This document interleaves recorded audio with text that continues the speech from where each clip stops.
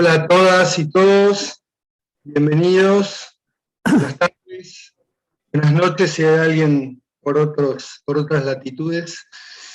Bueno, llegamos a la última conversación del 14º ciclo de cine aplicado al psicoanálisis y segundo consecutivo de modo Zoom o vía virtual.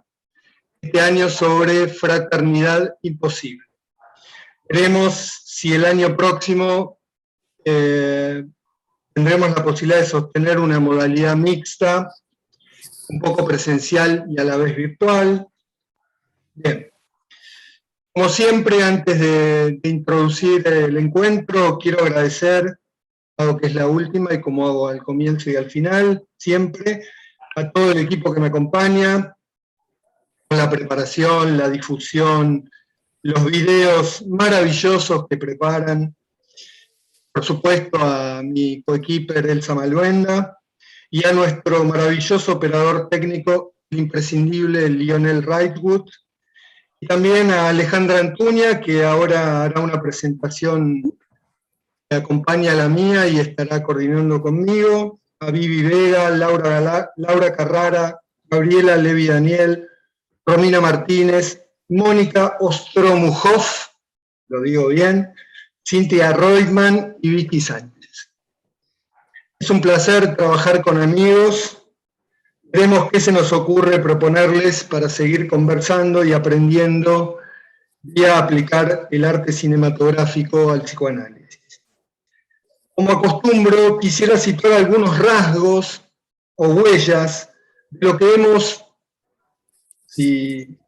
siquiera atrapado este año, diría vía el duelo, la transformación, el desprecio, la locura y la lucha. En nuestro primer encuentro, tomando el film Elena de Petra Costa, situamos un cierto imposible, aún en la vitalidad de los recuerdos y de la obra, de realizar el lazo con la hermana muerta. También quiero rescatar, voy a nombrar solo a un par de comentadores, no a todos. Uno de ellos, la hermosa Esther Cross, halagó la iniciativa, pues decía que siendo un tema clásico, no está tomado tanto en las narrativas actuales, el tema de la fraternidad, y creo que tampoco lo hemos tomado mucho en el campo del psicoanálisis. En el segundo encuentro, tomando Sabiduría Garantizada de Doris Lorrie, localizábamos un cierto imposible, aún en el retorno a la infancia, de una paralela y simultánea rectificación subjetiva para iluminar y menos aún garantizar un saber que resuelva completamente el deseo singular, que se diferenciaba además o se oponía entre dos hermanos. En el tercer encuentro, tomando ¿Qué pasó con Baby Jane? No, perdón. Es solo el fin del mundo, de Xavier Dolan. Situábamos el imposible, aún señalando lo que no se ha dicho ni se dice, haciendo presente lo que no está en la escena, aunque el hijo pródigo aparezca y haga estallar o reaparecer odios y rencores acumulados. Quizá aún así sea imposible impactar, empaté, como decía Lacan, lo familiar para que los goces se localicen y un saber advenga, intentando remedar lazos ya rotos o frágiles o que nunca se armaron, ubicando allí también rastros de qué es afiliación. Tenemos un micrófono, no sabemos qué es Fernando, si Peña u otro. En el cuarto encuentro, tomando ¿Qué pasó con Baby Jane? De Robert Aldrich, el imposible aparecía aún en el sacrificio o la locura, en tantos la dificultad o imposibilidad de soportar lo real del otro, lo real de la presencia del cuerpo de la otra, en el odio-amor aparentemente indestructible y a muerte, las dos divas de Hollywood. En el encuentro pasado, tomando Antigón de Sophie Delaspe, aparecía el imposible, aún en el deseo puro y decidido de defender hasta las últimas consecuencias la ley de la familia frente a las injusticias y los racismos legales de este mundo, digamos, de blancos, occidentales, capitalistas, de primer mundo, etc. Imposible de que algo de la diferencia y del no acoplamiento del lazo, aún de cierta segregación, se cuele en lo fraterno mismo, allí adentro. Por lo cual se agregaba, no con el comentario hermoso de Moro Anguilleri, que retomaba la figura del Angelus Novus de Benjamin, retomado en nuestro campo por Gerard Bachmann, por lo cual no sacar la mirada de las huellas del origen, ni de las consecuencias de las batallas dadas o donadas, permitiría aún así la existencia y agrupación, cual ángeles que retornan, de nuevas Antígonas. Bien, ¿qué será lo imposible de la fraternidad que intentaremos bordear hoy? A propuesta de nuestro comentador invitado, quizá más que en otros films y en otras conversaciones también, aunque parezca por momentos una obra de un siglo atrás, se trata esta vez de la fraternidad humana, no de hermanos en el sentido de familia, ¿no? O incluso entre hombres, diría yo, más acá y más allá de la filiación familiar. Incluso se puede pensar fraternidad humana o fraternidad nacional, o de otros colectivos, o de otros tipos de hermandades, en los que en ocasiones, y aún con lo imposible, se puedan generar. Bien, paso la palabra a mi amiga y compañera Alejandra Antuña, y luego, una cosa, haremos una pausa al terminar la conversación para que cada uno se vaya a buscar una copita y brindemos por el cierre del ciclo de este año. Gracias. Hola, ¿qué tal? Bueno, buenas tardes. Bueno, voy a presentar muy brevemente la película sobre la que hoy vamos a conversar y luego voy a presentar a nuestros invitados.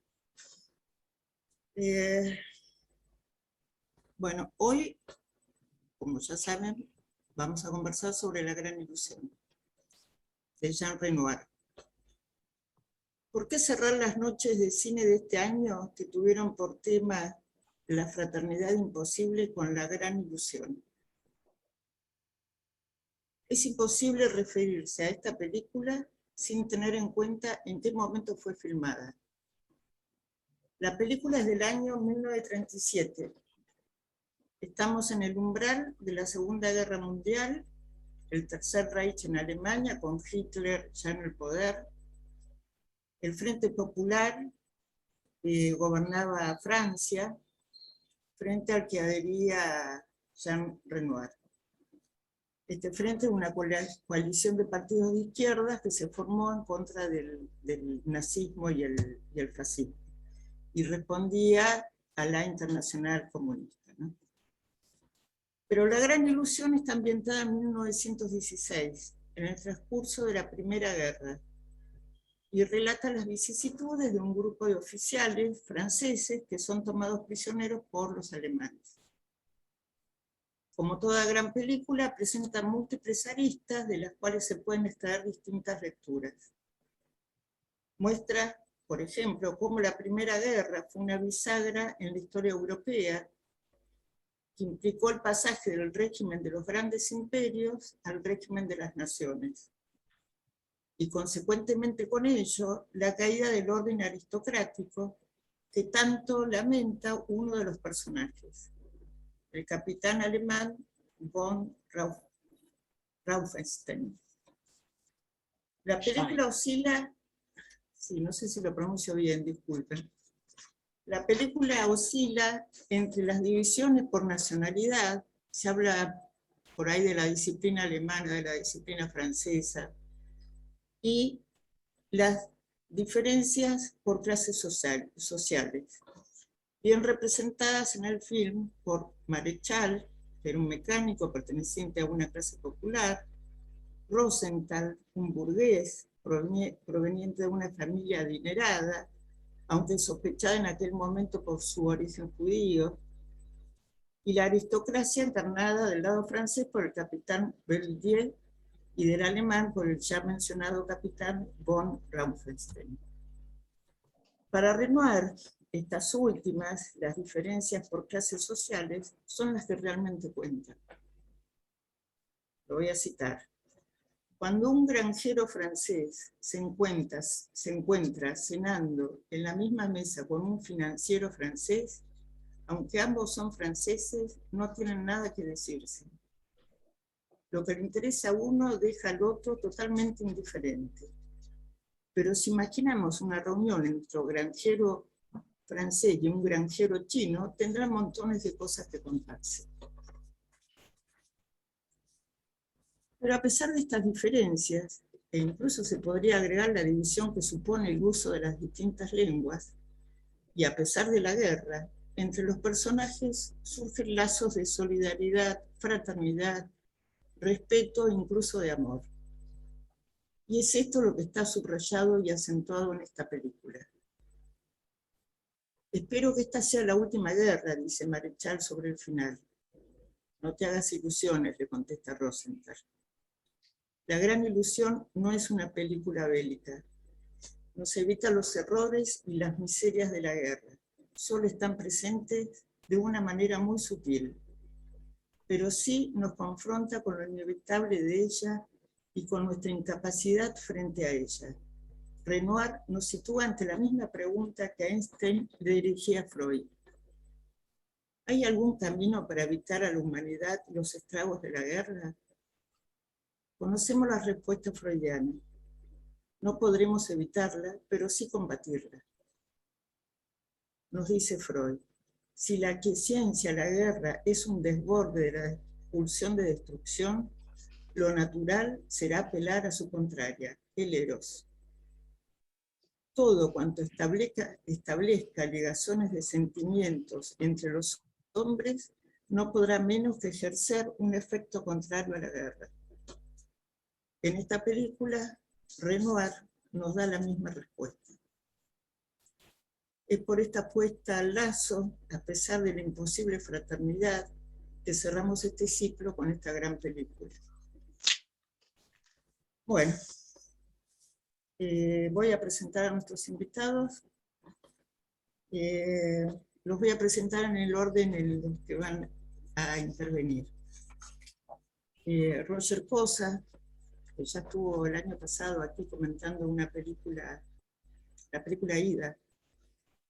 Bueno, Roger Cosa es crítico de cine. Tengo un montón de cosas para decir sobre Roger, que me parece que no las diré todas. Me parece que la mejor carta de presentación es el comentario. Pero bueno, Roger Cosa es crítico de cine, digamos que dedica su vida al cine, es así, y va por todas partes. Solo voy a decir lo siguiente. Tiene un sitio que se llama Con los ojos abiertos, que para los que gustamos del cine, la verdad que es una maravilla. Hay, digamos, textos de él y textos de otros sobre festivales, sobre películas, críticas de cine, etc.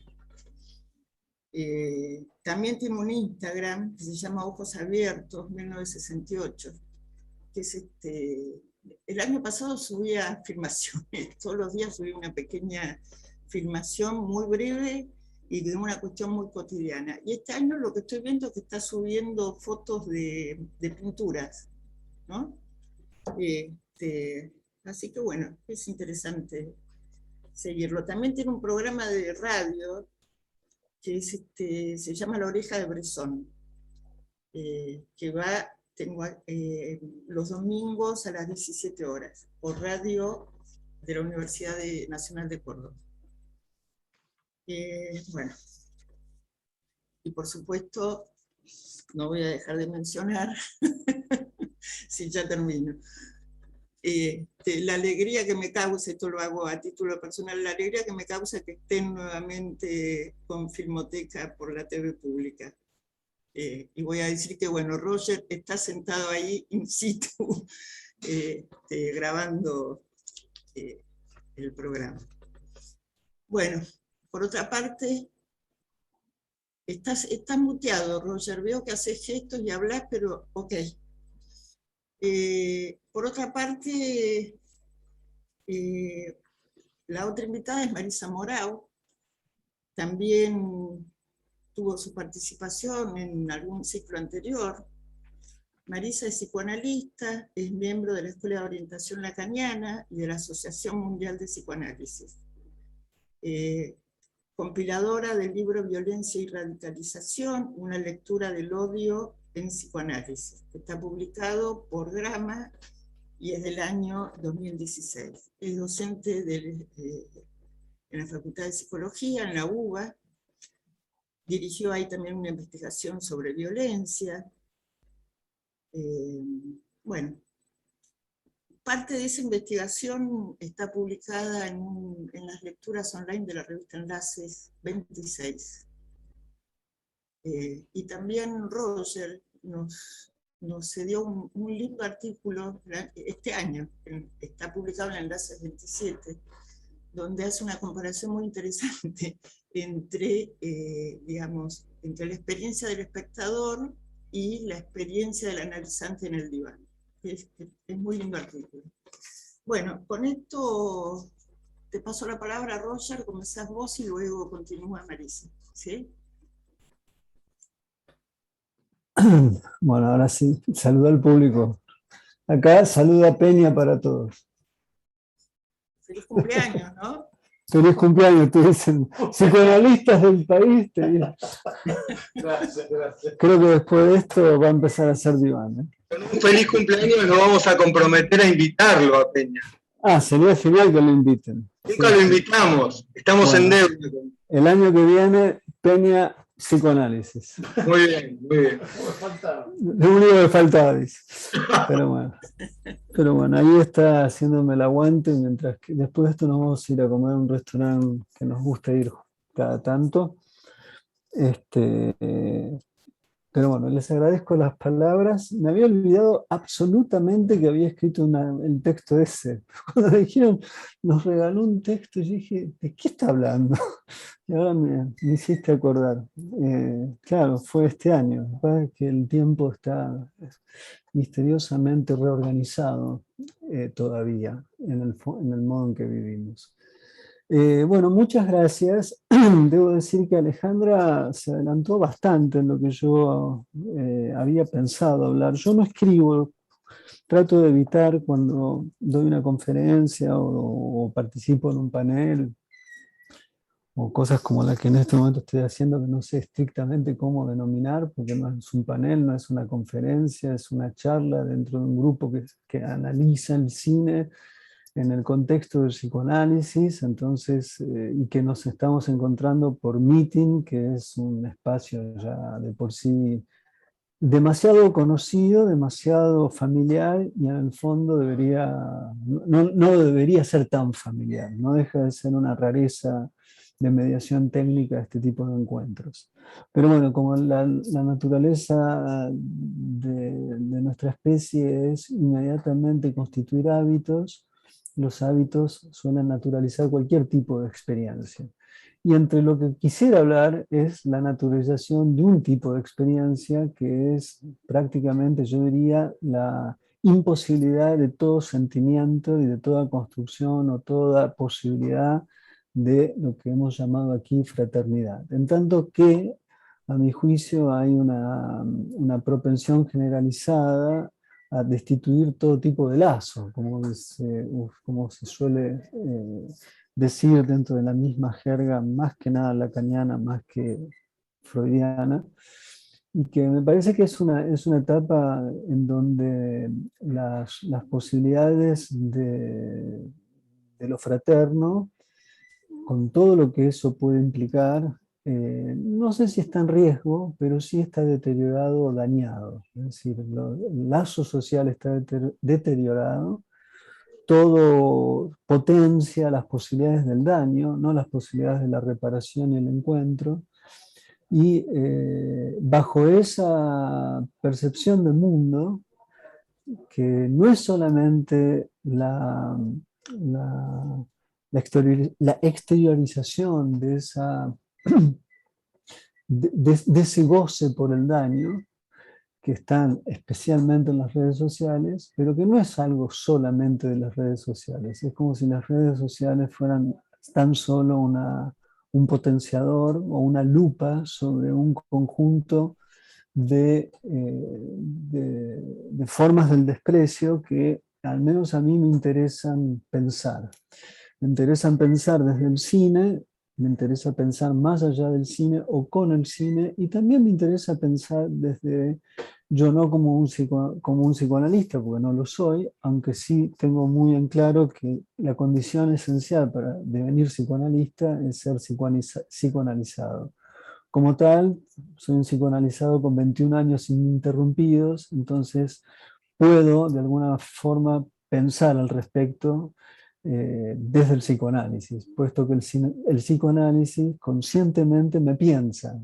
Digo conscientemente porque no me resulta que, como en otros casos, como es en gran medida la experiencia de la violencia contemporánea, que son discursos que piensan a los sujetos y no los sujetos que piensan desde el discurso, hago esta aclaración o he empleado el adverbio conscientemente porque entiendo y sé cuando estoy pensando con el psicoanálisis, en el psicoanálisis, a través del psicoanálisis, lo cual no significa que tenga todo a la vista de mi conciencia, porque como si estoy diciendo lo que estoy diciendo, claramente hay cosas que no jamás puedo ver por mí mismo, y por esa misma razón, porque no sé si he superado la omnipotencia, que es siempre una tentación del intelectual. Tengo muy en claro de que si no pido ayuda, si no tengo una ayuda, no puedo pensarme.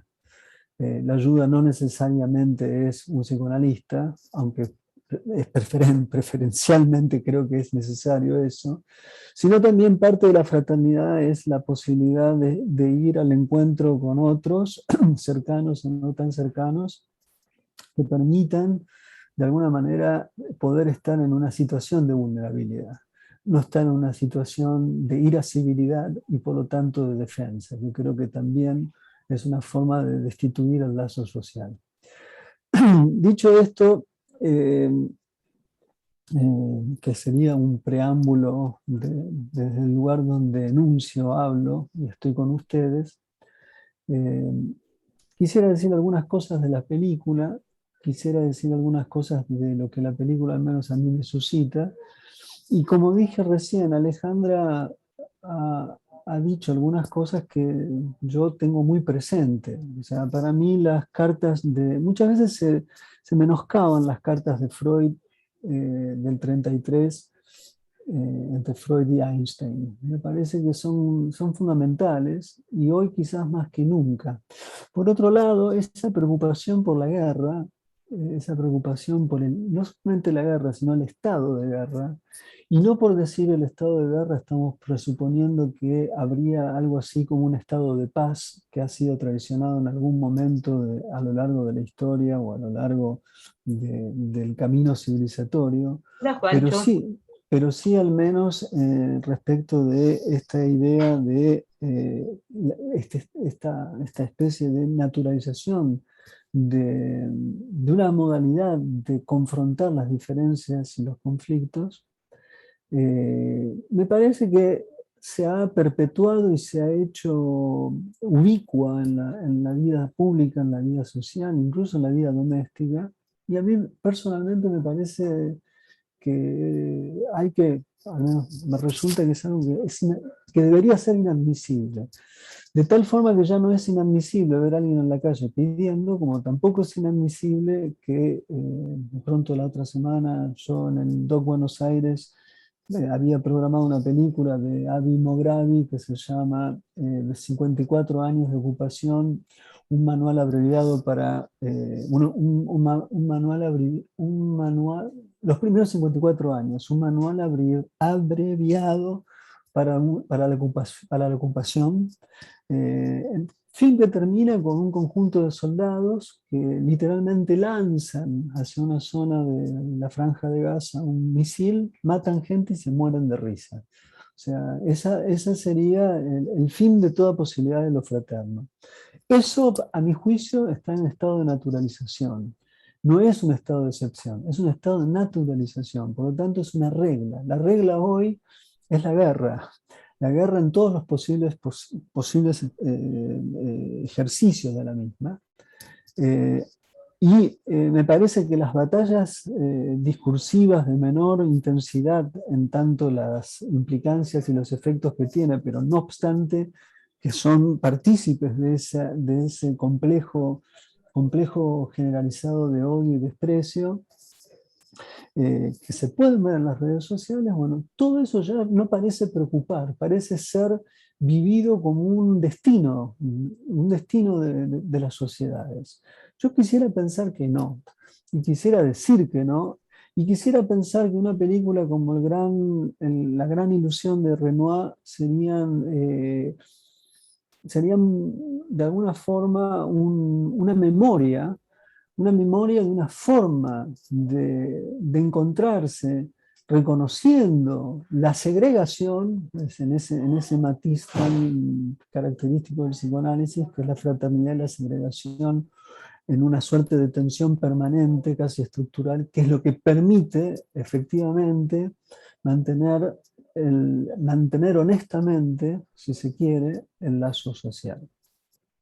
Entonces, decía, me llama la atención la poca preocupación que genera este estado de cosas. Me pregunto qué escribirían hoy si fueran nuestros contemporáneos, gente como Freud y Einstein. Me pregunto también eventualmente Lacan, pero sobre todo me pregunto por Freud y Einstein, porque Lacan ya pertenece a una etapa del siglo XX donde ya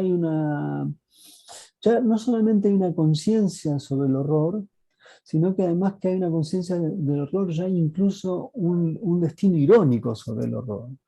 Entonces es un tiempo más complejo, ni qué decir en el que estamos, donde nada pareciera reconocer un límite y en donde el beneplácito de la inhibición no tiene ningún lugar en nuestras conductas. Más bien todo es una demanda de desinhibiciones constantes, en donde cada uno puede decir lo que se le da la gana y nunca uno se hace cargo de los efectos que tienen las palabras.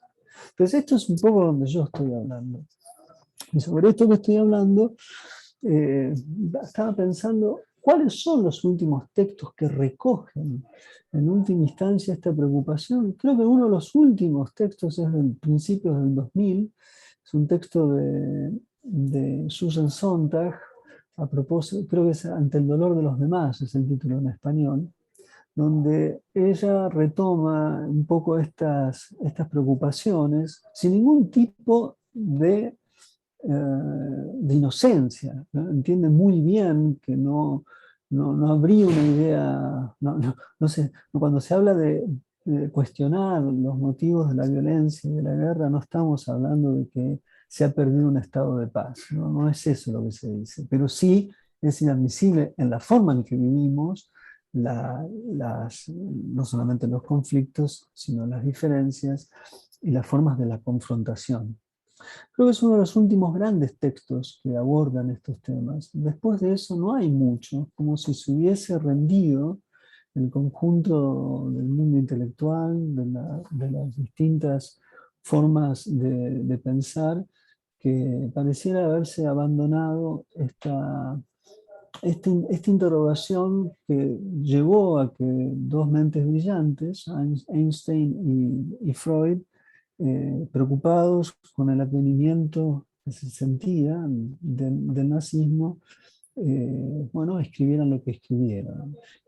Y pensaran que allí había, justamente, ahí hay lo dicen de otra manera, pero yo creo que ahí hay un llamado a algo que yo dije recién, al valor benefactor de la inhibición, ¿no? Entonces, me parece que eso es, quisiera sostenerlo en algún lugar, que quede en algún lugar mientras que sigo hablando. Pero a mí me convocan no para hablar de estas cosas, sino para hablar de cine y para hablar de la película. Pero no podía no decir lo de Freud y Einstein porque la película pertenece a ese clima preguerra, Segunda Guerra, donde ya hay una conciencia y una historia y una memoria reciente de una primera guerra que ha sido devastadora, porque murieron miles y miles, millones de personas. Tan solo en el frente italiano murieron 2.150.000. Misteriosamente Italia en ese entonces no era del grupo, no estaba aliada a Alemania ni a Austria, sino estaba aliado a los Estados Unidos, Francia e Inglaterra. Pero bueno, son números, eh, es un mundo, en cierta forma, el inicio es misterioso y esto tenemos que mantener en algún lugar de nuestra memoria. El inicio del siglo XX nace justamente con dos experiencias intensas en términos globales e internacionales de fraternidad y de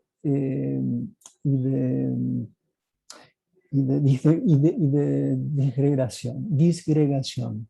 La guerra y la revolución comunista o la revolución bolchevique, como le quieran llamar. O sea, que nace como una idea de una nueva forma de la fraternidad.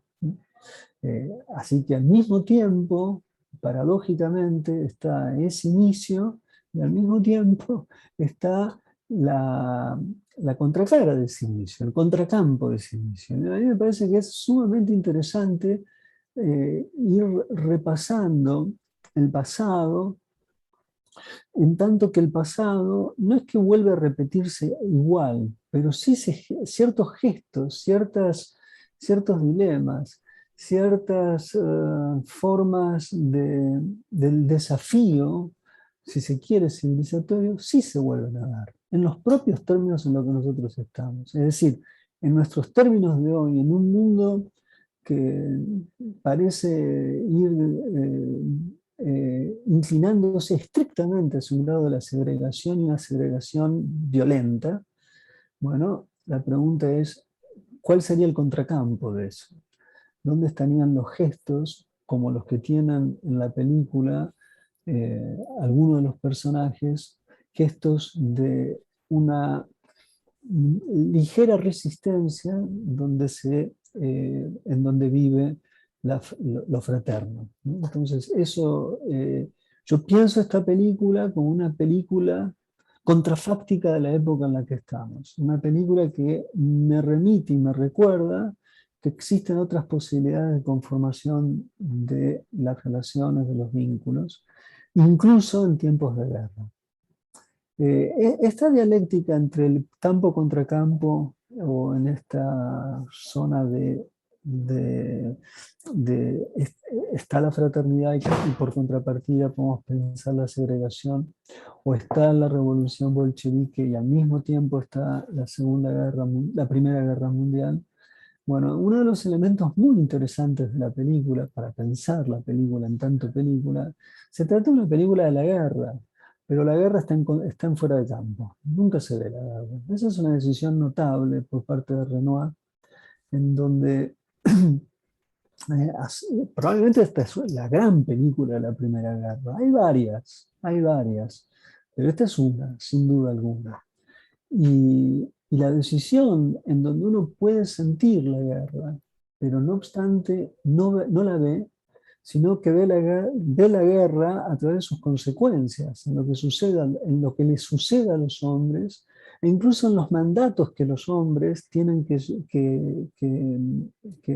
aceptar, en tanto que están ordenados, sus vidas están ordenadas a ejércitos que tienen su forma de escalonamiento, su piramidal forma de organización, de tal forma que uno puede sentir una empatía extraordinaria, pero esa empatía extraordinaria ante el enemigo nunca puede traspasar que el otro es un enemigo.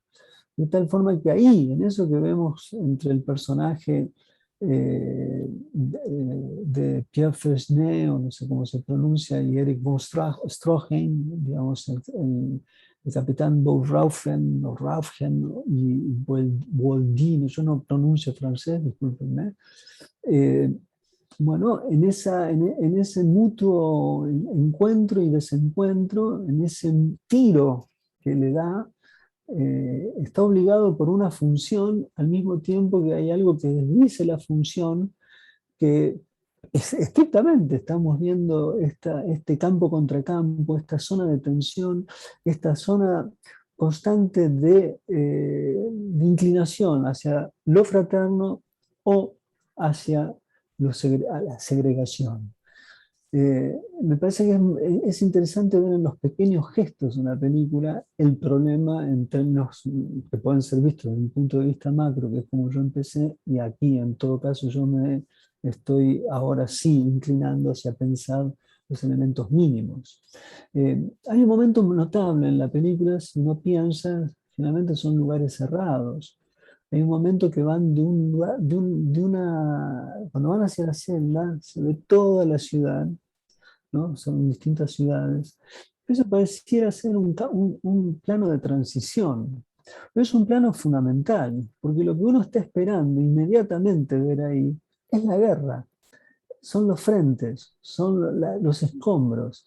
Y Renoir prefiere no mostrar esos escombros. Es decir, que en el momento en que se sale de los lugares cerrados, de los campos, no son campos de concentración, son campos de detención todavía. No obstante, lo que sí podemos llegar a ver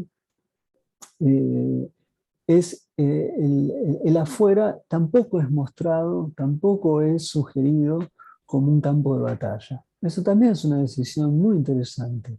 Otro director podría inmediatamente haber añadido en ese contracampo de la forma elegida de desarrollo del relato, mostrar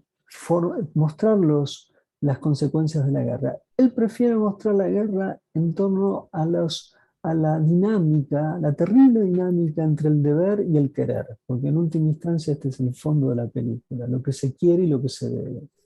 Que lo que se debe responde a un ordenamiento discursivo y con su praxis específica que tiene que ver con el ámbito de lo militar, el dominio militar, o la subjetividad leída del dominio militar, en contraposición a un lugar que escapa a la función, donde aparece un sujeto que no se lee estrictamente allí. Y esto también es notable. Lógicamente, otro de los puntos clarividentes que tiene la película reside en algo que también es misterioso, que son las zonas de empatía y cercanía que pueden tener los ejércitos, ya no pensados como ejércitos, sino pensados como sujetos, y en tanto sujetos pensados como miembros de una clase. Entonces, lo que sucede entre el personaje de Pierre Fresnay y Eric von Stroheim, los altos mandos, son también miembros de una clase específica que además sienten el advenimiento de un mundo que habrá de ser completamente distinto. Entonces, eso es interesante también pensar que allí no solamente hay una construcción de lo fraterno, en tanto que lo fraterno sería una forma de identificación de zonas comunes que puede incluso atravesar la identificación lingüística, que sin duda es uno de los elementos más decisivos a la hora de que alguien se perciba como sujeto y su identidad en tanto sujeto. Entonces eso también habla que la inscripción de clase es un espacio fundamental de la constitución de lo fraterno. Al mismo tiempo, y esto también es más interesante todavía, porque parece una contradicción a lo que acabo de decir, la película presenta que hay una suerte de suspensión de suspensión existencial, si se quiere, no existencial en el sentido existencialista, en un sentido lato del término, una suspensión existencial de las diferencias de clases. Porque en la prisión no solamente son tratados por el enemigo de la misma manera, sino que hay una disposición anímica a compartir la vida en común, sin dejar de saber de que son de distintas clases. Eso a mí me parece fascinante de la película, porque juega con los dos elementos identificatorios: la disolución de las clases, momentánea disolución de clases, pero al mismo tiempo el reconocimiento constante, sobre todo en el caso de Fresnay y Stroheim, que es distinto del personaje de Jean Gabin. Jean Gabin, el personaje de Maréchal, claramente no es un hombre, tiene un cargo militar importante. Desde el punto de vista castrense, sí está por sobre un soldado raso, pero desde el punto de vista social, no. Entonces ahí hay otra dimensión de cierta indefinición de las posiciones de los sujetos. Digo esto porque en la disposición de los sujetos y la posición de los sujetos, gran parte de las batallas cotidianas que nosotros vivimos hoy tienen que ver con no tener esta movilidad en zonas múltiples de identificación. En general, nuestras formas de identificación son extremadamente fijas, no solamente fijas, sino que poco plásticas. Sin embargo, lo que la película me parece que tiene una gran generosidad, y si se quiere en este sentido retomo la vieja adscripción humanista de la generosidad, es que los personajes pueden ondular del soldado al que está en el campo, en la prisión sobreviviendo, a los franceses, a los que pertenecen a una clase, a los que son de tal forma en una clase respecto de otra. Es decir, hay ahí, en esa movilidad, hay mayores posibilidades de reinventar los lazos. En tanto no haya movilidad, los lazos se fijan, y si las fijaciones de los lazos están estrictamente ligadas a una organización antagónica de los mismos, se clausura una experiencia vincular. Que creo yo que en gran medida uno de los grandes dilemas y problemas de nuestra vida cotidiana en Argentina es eso. Es decir, son lazos fijos, y por ser fijos mueren, y por ser fijos se clausuran, y por lo tanto llega en un momento determinado, el otro ni siquiera es reconocido como un otro, es simplemente un monstruo. O sea, es la monstruosidad donde no se le puede ni siquiera ver los ojos, porque si los monstruos no tienen ojos para ser vistos. Uno cierra los ojos frente a los monstruos. Y esto es un poco, a mi juicio, de modo metafórico, lo que nosotros vivimos en este país. Yo no sé cuánto tiempo tengo que hablar, veo que estoy hablando hace rato largo. Vos decime, Pablo, como yo no miro el reloj, no leo nada, estoy hablando con ustedes, me puedo llegar a exceder. Quizás debería cerrar, me parece, ¿no? Seguro se te van a ocurrir cosas en la conversación, sí. No, sí, bueno, pero debería cerrar, por lo que me estás diciendo, entiendo muy bien. Simplemente decir algo más, muy breve, que quisiera decir. Yo quisiera que se pudiera pensar el problema del lazo individual, lazo social, lo que quieran ustedes plantear. Creo que hay que releer algunos textos claves de Freud, no solamente el Seminario 17, que creo que es en donde más claramente Lacan habla sobre estas cosas, hasta donde yo recuerdo, y traté de volver a leer. Yo he leído, no sistemáticamente, pero he leído casi todos los seminarios, no completos, pero sí todos. Y como no he regresado a mi casa desde no sé cuándo me fui a mi casa, creo que el 21 de septiembre, estoy ahora en Buenos Aires, no tengo acceso a mi biblioteca, que para mí es fundamental cuando estoy haciendo estas cosas. Y en internet me costó encontré una versión en inglés. del seminario 17, que puedo leerlo en inglés, en general me va bien con la traducción tanto de Freud y Lacan en inglés. Pero creo que es un momento de relectura, al menos para mí. Yo siento que me exijo leer Totem y Tabú, Psicología de las Masas. Creo que esos textos hoy hay que releerlos bajo esta luz en la que estamos.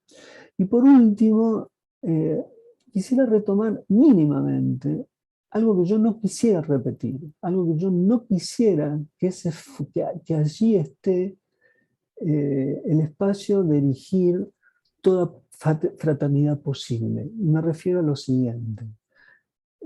Creo que hoy el sujeto contemporáneo está situado en algo que vio del modo más agraciado y probablemente debe ser la versión más extraordinaria dentro de todas las corrientes que se ligan al universo anglosajón de la ética, que es David Hume.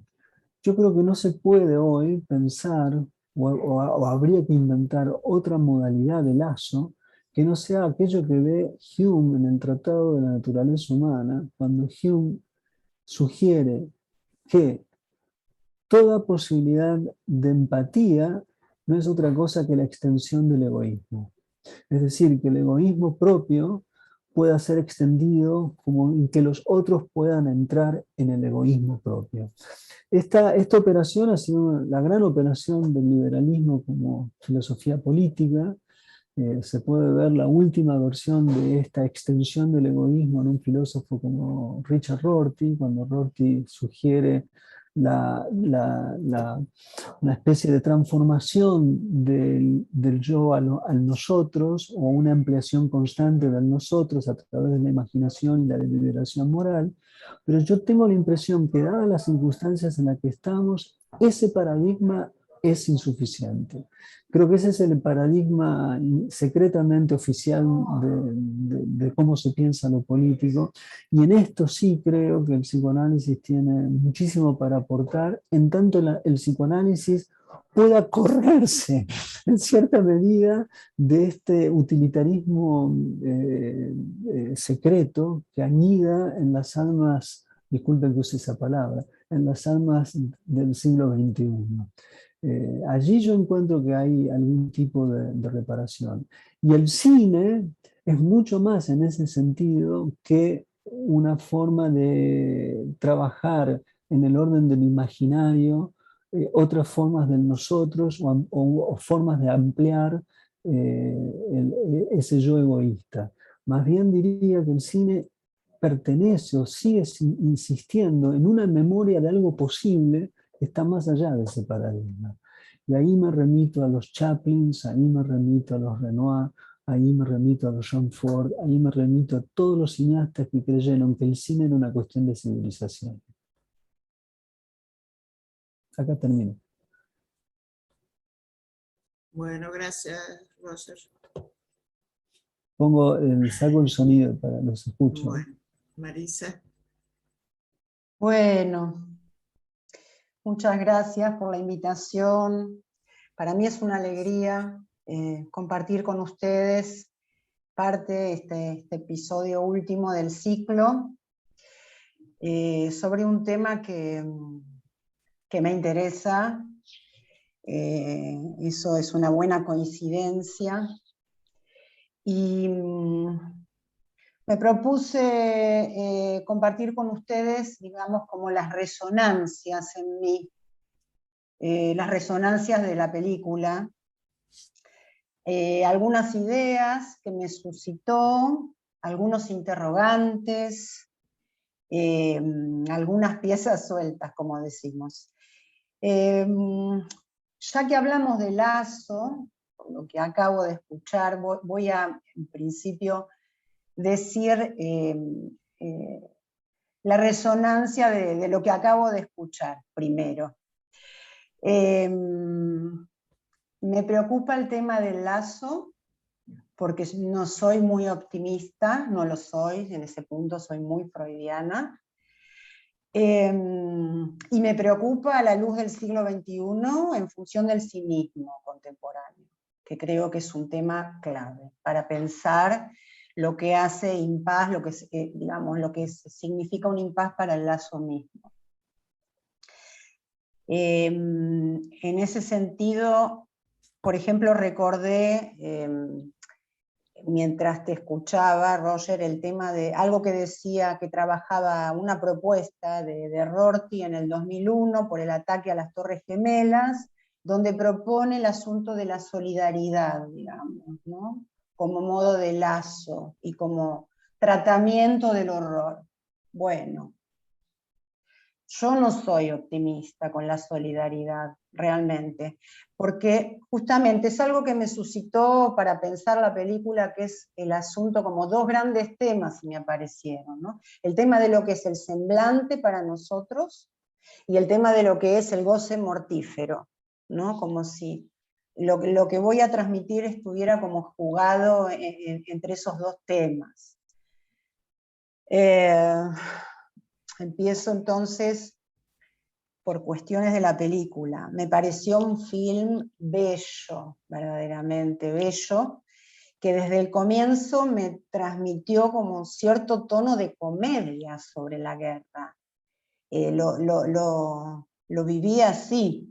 Desde las primeras escenas, ¿no? Es desopilante. Después de derribar el avión donde viajaban los supuestos enemigos, voy a empezar a utilizar ese término, la lógica de amigos-enemigos tan freudiana, el capitán alemán los invita a comer, pero con la condición de que sean oficiales. Pero ahí ya hay un hecho que, digamos, a mí me da el tono de lo que va a ser un poco el desarrollo de la película, que efectivamente está muy lejos de las escenas bélicas que se muestran, o que muestran a sujetos o cuerpos que se convierten en desechos, ¿no? Está muy lejos de eso, que sería como otro tipo de film, está muy lejos en ese punto del siglo XXI. O sea, me provocó esa cuestión, ¿no? Muy lejos del siglo XXI, pero sin embargo hay pistas, hay pistas. La película plantea, me parece, por un lado, cierto, como un idealismo, una especie de, como si fuese una especie de velo, ¿no? La película misma, como una pantalla respecto de la condición humana, ¿no? Sin embargo, la muestra, porque, bueno, como todo velo, sabemos que indica un poco o señala lo que hay detrás. En general, me parece que transmite con sutileza la caída o la debilidad misma del ideal, no su desaparición, sino como, por ejemplo, la fragilidad del ideal de fraternidad, ¿no? La debilidad de la cordialidad, después voy a decir en qué punto me parece, ¿no?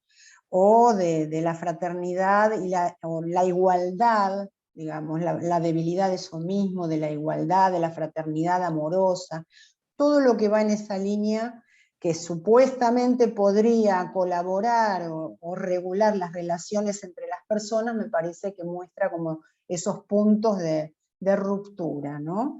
Y como dice uno de los personajes, es la gran ilusión de servir a la patria. Esa frase me pareció muy interesante, ¿no? La patria como una figura simbólica. Y esto, recordé, claro, la película es del 37 y Lacan ya hablaba de la caída del ideal en el año 38, ¿no? En ese punto es muy contemporánea de esta idea lacaniana, ¿no? De un primer Lacan. Pero yo no pude dejar de pensar en Freud toda la película, es así. Porque justamente está planteada en el 16, y bueno, es que Freud, digamos, cambia su modo de pensar, sus elaboraciones sobre el modo de funcionamiento de la subjetividad humana en el contexto de la Primera Guerra Mundial, efectivamente. Cambia y cambia la manera de pensar de qué se trata, ¿no? Me refiero a las elaboraciones sobre la condición humana que tiene en su extremo el deseo inconsciente de matar al prójimo, ¿no? Él dice, o sea, dice cosas muy tajantes. El prójimo es una tentación para satisfacer en él la agresión, explotar su fuerza de trabajo, sin resarcirlo, usarlo sexualmente sin su consentimiento, desposeerlo de su patrimonio, humillarlo, infligirle dolores, martirizarlo y asesinarlo. Es muy contemporáneo. O sea, el ser humano no es un ser de bondad. Me parece que es la enseñanza que deja la obra freudiana. La película también me plantea cómo pensar con todo esto la lógica de amigos-enemigos, es decir, lo que para Freud era el nosotros y el ellos, ¿no? Nosotros y ellos, ¿no? Que la guerra plantea eso justamente, como decir, bueno, ¿quién encarna el mal está en el otro, ¿no? Y también cómo pensar los lazos entre los sujetos, los lazos sociales, los vínculos. ¿Los lazos sociales son posibles por las normas de cortesía que plantea? El film plantea normas de cortesía, normas de amabilidad. ¿Son posibles los lazos sociales por esas normas, gracias a esas normas, digamos, hasta de compasión o consuelo? Bueno, lo dejo como para conversar, para discutir. Otro punto, el punto del odio.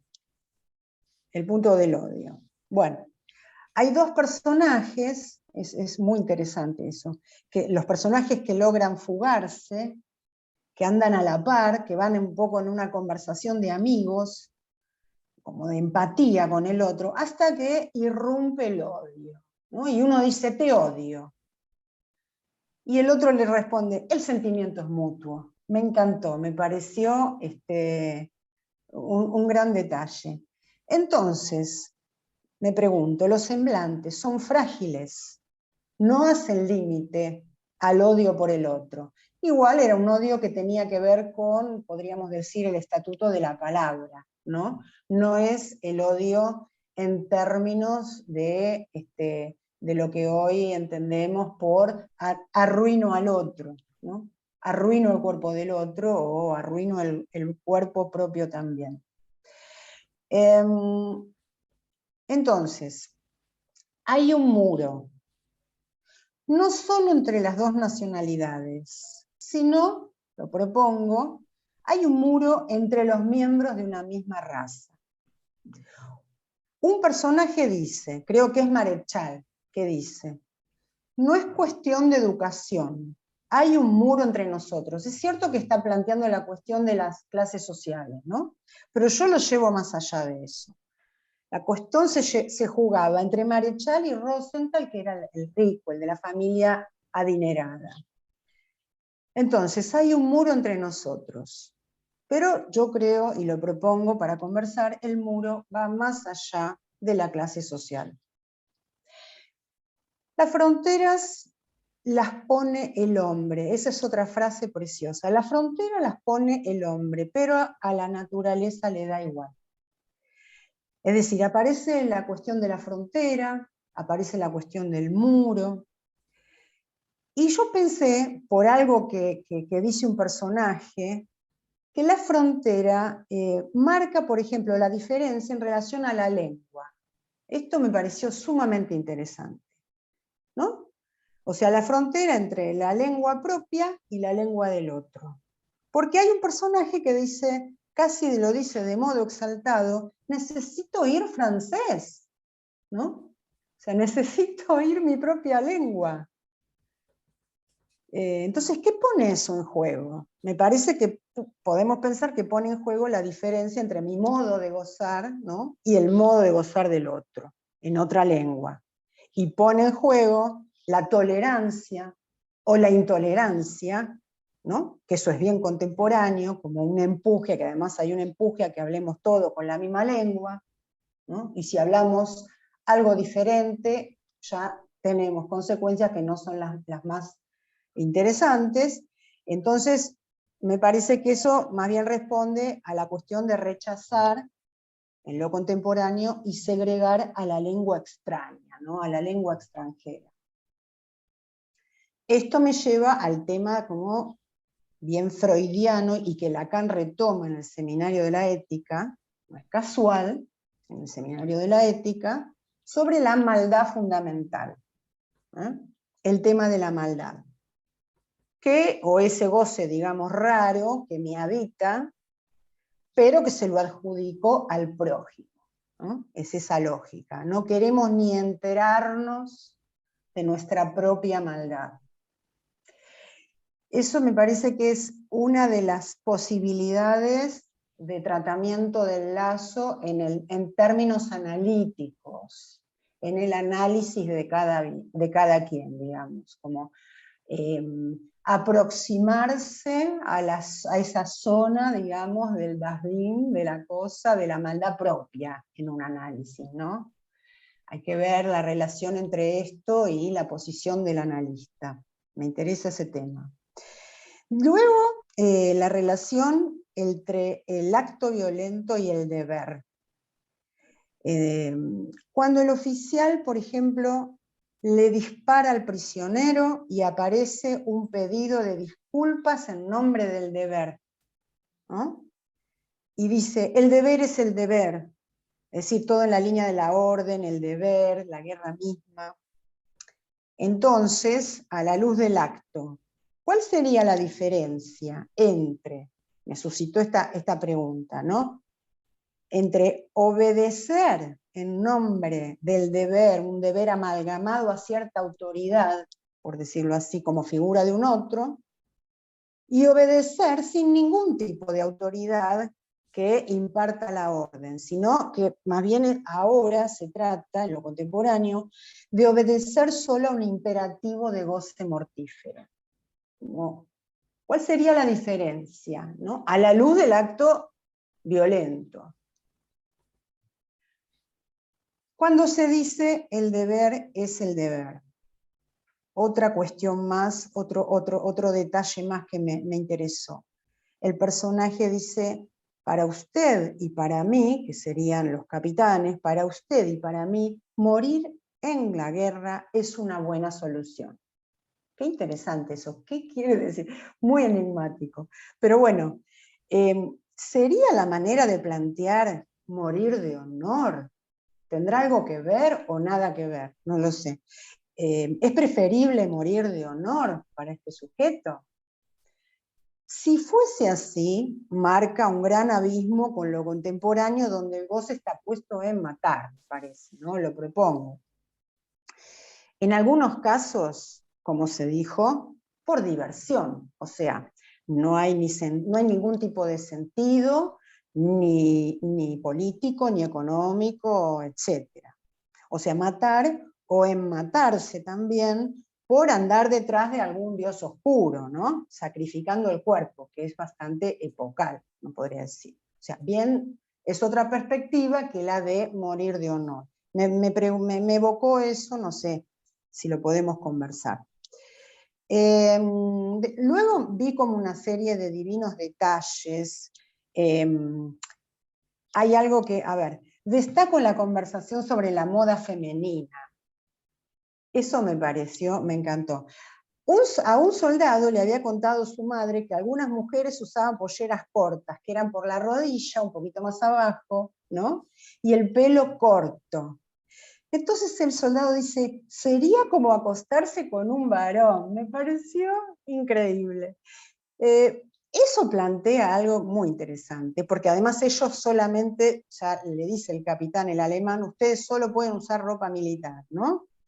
Era la orden. Porque esto ¿qué plantea? Plantea la cuestión entre la vestimenta, digamos, el hábito que hace al monje, y ellos logran conseguir los disfraces de mujer y arman el teatro, y ahí está la diversión, la risa, a través de los disfraces de mujer. Entonces me parece, eso me hizo pensar en la diferencia que hay cuando sería como acostarse con un varón, la diferencia que hay entre el ropaje lo que viste, el semblante y el modo de gozar de los cuerpos, ¿no? Porque nosotros sabemos que vestirse como varón no es gozar como hombre, ¿no? Efectivamente, bueno, eso es otra cuestión que me resultó interesante de lo que transmitía.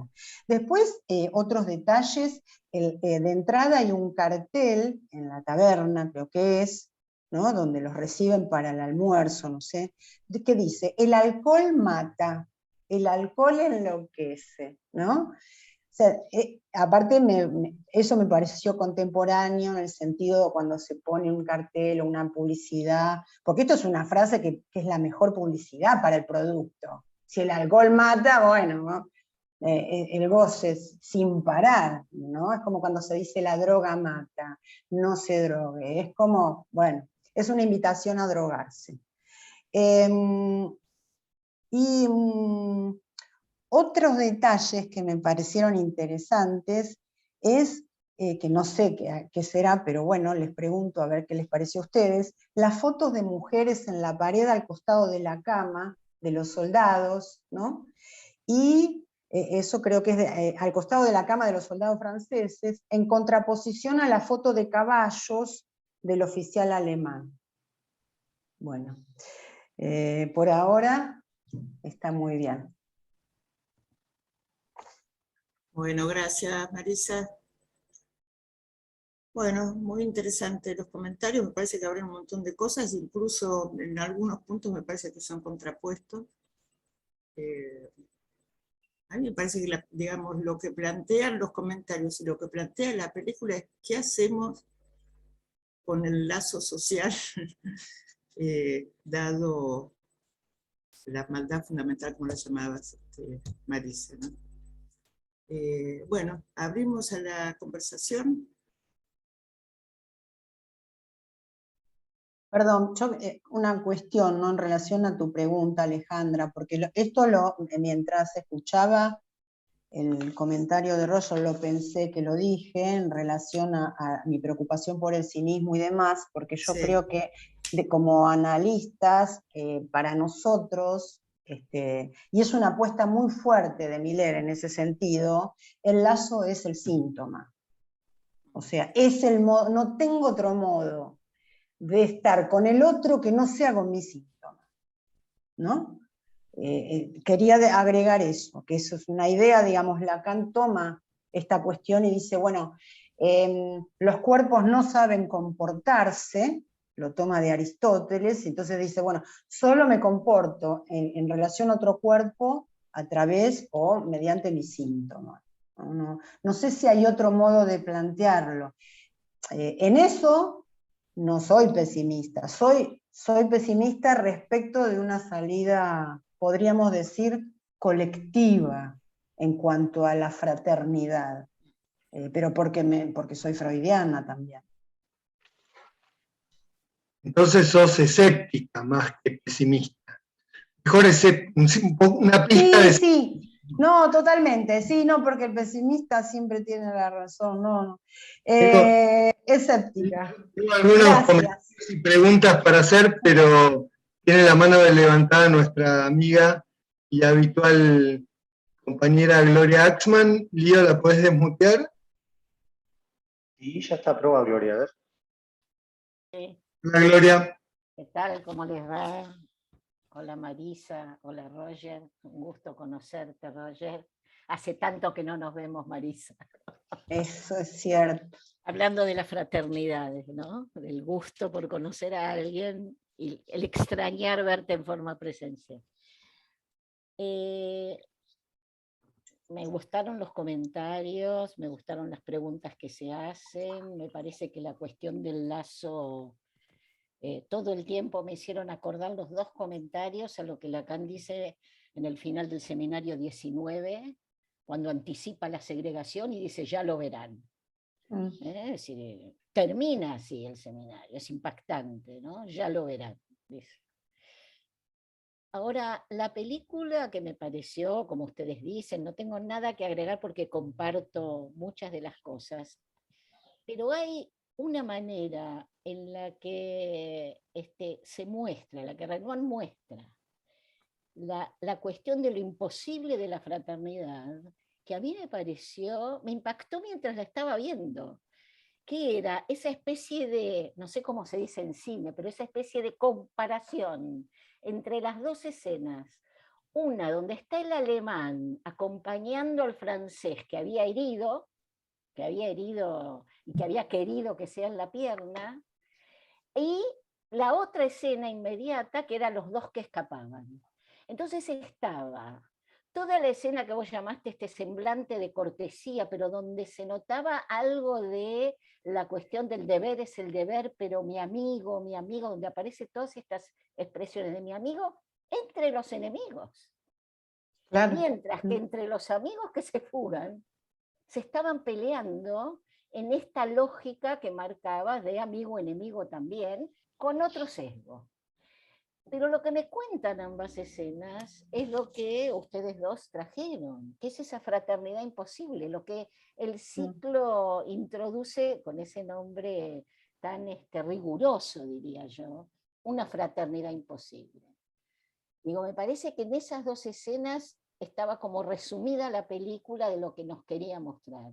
Estando en guerra o estando en ese momento de, entre comillas, libertad, que era el momento que se habían fugado y que nadie los iba a agarrar, hay algo intrínseco a lo fraterno que se torna imposible.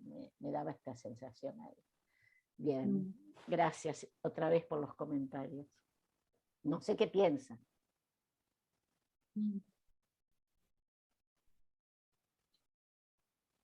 Creo que el punto de debate está presentado, creo que los dos comentarios que agradecemos muchísimo han leído las resonancias de este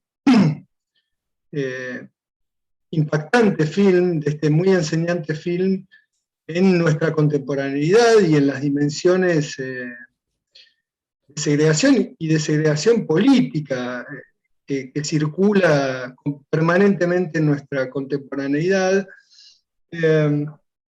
Algunos detalles por los que quiero comenzar. Uno, que nuestro amigo Roger está sentado en un estudio de televisión contándonos del utilitarismo liberal de nuestros tiempos que lleva al enfrentamiento, digamos, para decirlo de un modo rápido y un poco sin ton ni son, como decía él, lo cual nos da una esperanza, que Roger y Fernando Martín Peña sigan sosteniendo una manera de mostrar el cine en la televisión, en un medio masivo. Creo que da no sé si decir una esperanza, pero sí que hay todavía quienes bregan por otro tipo de lazos, digamos. Y creo que en su comentario Roger lo presenta de un modo genial, pero es muy importante que ellos estén en la televisión. Por otro lado, Marisa, recordándonos las conversaciones de Freud y Einstein y citando el malestar en la cultura, sobre que no hay ningún amor al prójimo, ¿no? Está el deseo de destrucción del prójimo, tiene atrás de ella el jardín de las delicias del bosque. Me pareció una escenografía muy precisa, Marisa. Creo que no lo hiciste adrede, pero y creo que algo de eso proponía Roger, digamos, que hay escenas en este film clásico que muestran ya el huevo de la serpiente, digamos, algo de la segregación, del odio, de la violencia entre el hombre con su prójimo, pero a la vez me parece que él la propuso porque había todavía algunos códigos, algunos ideales, algunas coordenadas de lenguaje, etcétera, semblantes, como tomó Marisa, que hacían que algunos lazos se pudieran reinventar, incluso entre enemigos, entre dos de clases diversas. Me parece que ese fue un poco, y por eso tomamos la recomendación de Roger. Por otro lado, un detalle, después continúo, me llamó mucho la atención que cuando el nombre impronunciable del oficial alemán los recibe en esta fortaleza, él está en su despacho y le vienen a avisar que llegaron los oficiales franceses con los que se reencuentra después de haberlos convidado a almorzar. Él tiene en un escritorio, en la cámara pasa, y nos muestra que él tiene el libro de, supongo que serán unas memorias, de Casanovas.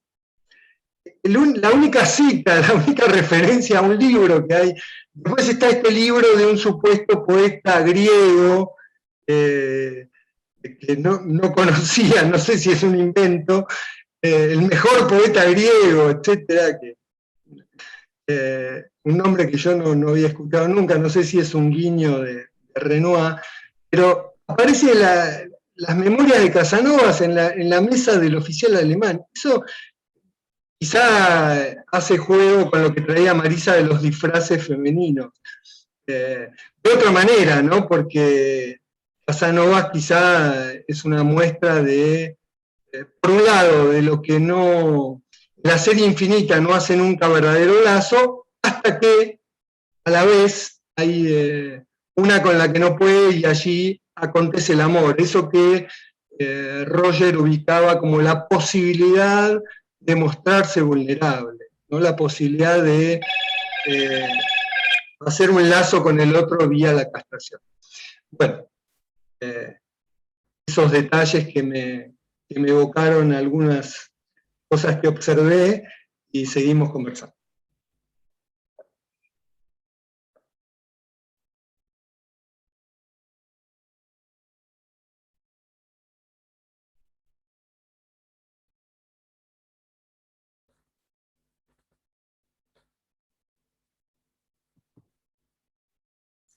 Pensaba, por ahí tomando el tipo de lectura que hace Marisa, ¿no? Que evoca, digamos, extrae pequeños detalles de la película.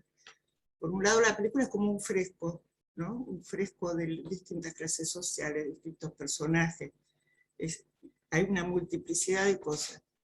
Y por otra parte es una película que transmite por los detalles, por los pequeños detalles, por los diálogos, por pequeños gestos, pequeñas actitudes, y en eso me parece que es lo que le hace tan rica a la película, ¿no?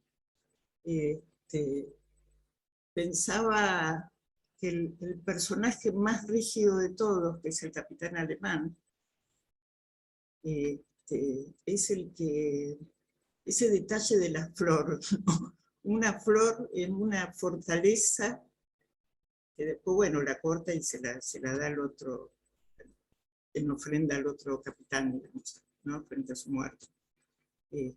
Es una película de detalles, eso, de divinos detalles. Bueno, el oficial Baudelaire, creo que se llama, le dice, quiero hacerle una observación, me impacta el modo en que usted cuida esa flor, ¿no? Y lo que le responde el oficial alemán es que en esa zona de la tierra no crece nada, ¿no? En las fortalezas de la guerra no crecen flores, y que la única que hay es esta que él mantiene viva, ¿no? Creo que me parece que la película es un poco eso, es a pesar de la guerra, a pesar de la imposibilidad de la fraternidad, crecen algunas flores en el desierto, ¿no? Me parece que es un poco eso. Sí, había pensado respecto de eso del geranio, creo que era, ¿no? Me parece. Sí. Que presentaba como un no todo soldado, digamos, porque está el vegetariano, el lector de Píndaro, el enamorado de la mujer granjera, ¿no? O sea que sería como el no todo el deber. En ese punto me parece, en relación a lo que dice Alejandra, ¿no? Coincido, ¿no? Como una posible ansia ahí. agujerito. Era Píndaro, gracias Marisa, no entendía quién era Pindá. No entendí, No, Píndaro, Sí, sí, claro. sí. Bueno, quiero agregar que creo que, lo que dije antes, que creo que Roger nos hace una exhortación a los psicoanalistas a que nos ocupemos también de este tema y digamos algo, y está muy bien. Y quería recordar con lo que trajo Gloria, que al final del seminario 19, cuando Lacan retoma el problema de la segregación inherente estructuralmente a la cuestión de la fraternidad, y dice, ya lo verán, cómo se avecinará anticipando nuestra época, habla del analista como el hermano, ¿no? Y de una manera muy, muy particular, ¿no? Porque comparte con el otro algo fundamental, vamos a decirlos en términos de lo que traía Roger, de la condición, de lo que traían Roger y Marisa, de la condición humana, ¿no? Me parece que y lo dice de dos maneras, digamos. Dice, por un lado, el analista no puede ser otra cosa que el hermano, no puede ser otra cosa que estar atravesado por lo mismo, por la misma condición humana que el analizante, y a la vez no puede ser el hermano, ¿no? Y a la vez sitúa esa dificultad, esa simetría del análisis. Respecto de la serie Casanova y disfraces en la diversión de los soldados, José Cuñado aporta en el chat, me surge la duda de cómo pensar la mujer que aloja a los soldados. Creo que es un tema que no se ha tomado del final del film, que si quieren decir algo Roger y Marisa, me parece una buena pregunta.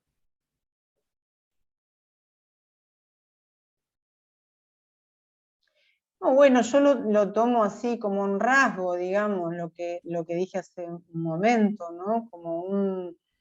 Está bien, la pregunta me parece que es desde el punto de vista de una mujer. Yo lo tomaba desde el punto de vista del no todo soldado, en el sentido que aparece un enamorado, ¿no? En esa lógica. Pero es interesante plantear la presencia de una mujer en todo este contexto como una manera de descompletar también. Creo que es eso, porque pasamos ya a otra cuestión, ¿no? La niña, no me acuerdo si era una niña que tenía el festejo, el encuentro interesante entre los personajes, creo que era Navidad. Bueno, plantea otra lógica y me parece que yo lo interpreto así, ¿no? como un elemento que descompleta todo esto que estamos situando en relación a la segregación, el rechazo, etcétera, etcétera, que excede para mí el marco de las nacionalidades, ¿no? Sí, ahí no tienen problemas entre las lenguas para comunicarse, como se suele decir sobre el encuentro amoroso. Pero ahí también hay una gran ilusión puesta en juego al final, es verdad, descompleta el clima de guerra en ese encuentro, pero a la vez él le promete en francés que cuando termine la guerra él va a volver, ¿no? Bueno, ahí ya está la responsabilidad de ella, si le cree o no le cree, ¿no? Es así. A mí me pareció, bueno, como, sí, algo del orden de la ilusión.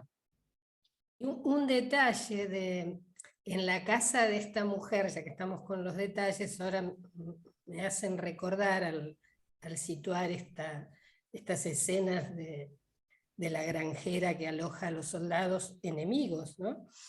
En un momento ella muestra y habla de todos sus muertos, todos sus hombres muertos, que todos habían muerto en las guerras previas, ¿no? O sea, eso me parece también un detalle precioso, ¿no? Sin lamentos, o sea, sin hacer una exaltación de eso, pero nos dice, los hombres mueren en la guerra, ¿no? Y las mujeres, bueno, ahora también las mujeres hacen la guerra, pero en esos tiempos ella seguía al frente de las tareas, llevando adelante la granja, criando a su hija, y todos sus hombres estaban muertos. Es que introduce, digo, no muestra el horror de la guerra, pero le introduce con esas cosas, ¿no? Ella en algún momento le dice, vuelvo a escuchar pasos de hombres en la casa. En ese sentido es importante desde el punto de vista cinematográfico, porque acá tenemos una tradición que trabaja sobre la guerra de otra perspectiva representacional. Uno podría imaginar esta película, una remake en Hollywood hoy, veríamos a los muertos, veríamos un flashback de cómo mataron al marido y violaron a no sé quién. Es decir, eso también desde un punto de vista cinematográfico es importante señalar.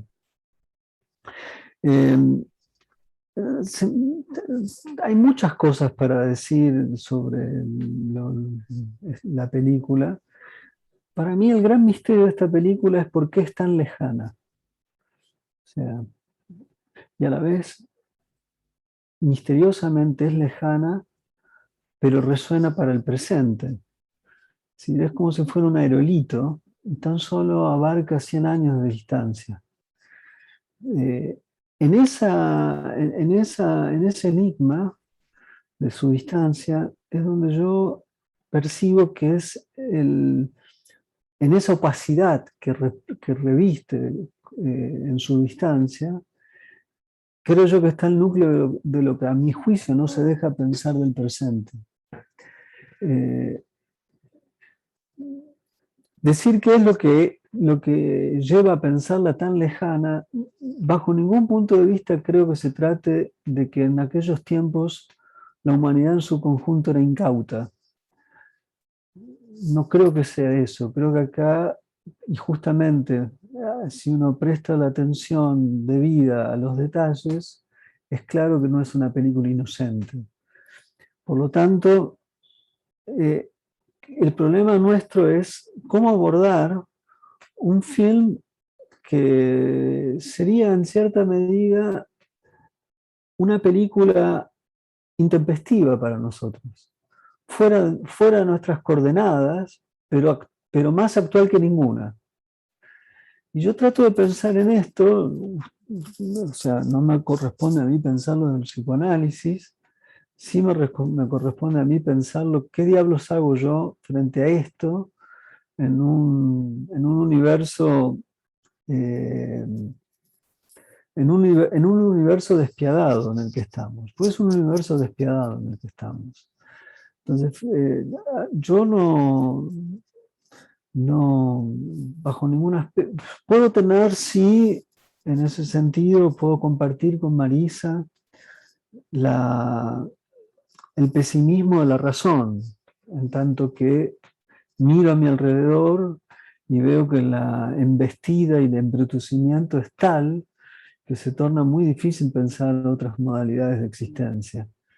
Pero al mismo tiempo, no me lo permito, en tanto quiera estar en el mundo y posicionado en una situación de comunicación, como la que puedo tener ahora con ustedes o en otros espacios, no puedo entregarme al mero pesimismo de la razón.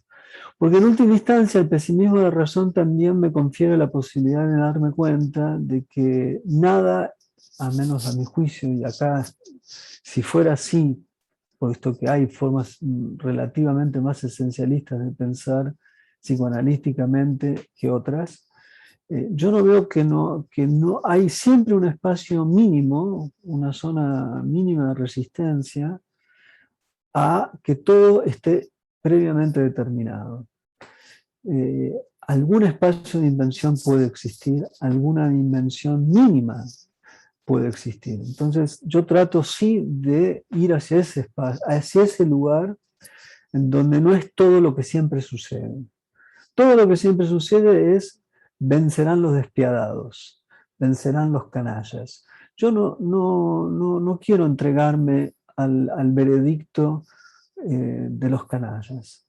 Quisiera pensar de que la fraternidad no habrá de ser la fraternidad cristiana, que muy bien deconstruye, acá sí la palabra deconstrucción es lo que hace Freud sin decirlo, en los textos referidos al amor al prójimo, pero tampoco quiero que todo pase por, que el deseo propio, que nunca es el deseo propio, pero más allá de cómo...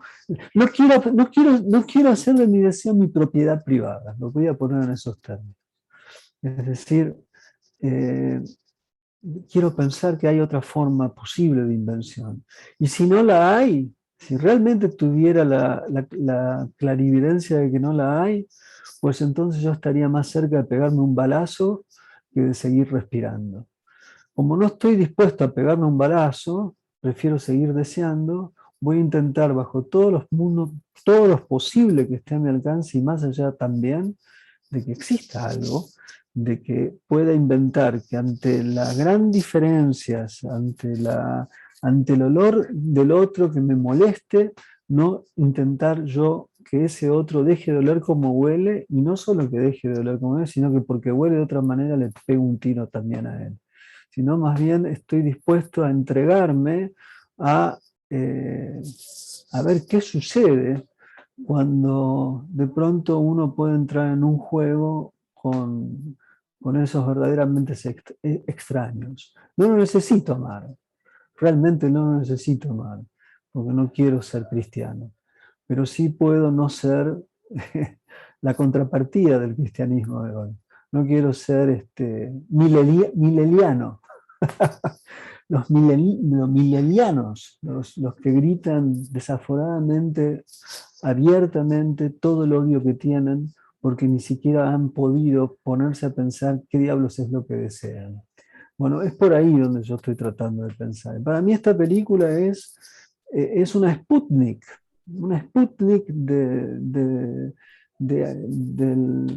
del otro virus que acompaña el virus contemporáneo. No solamente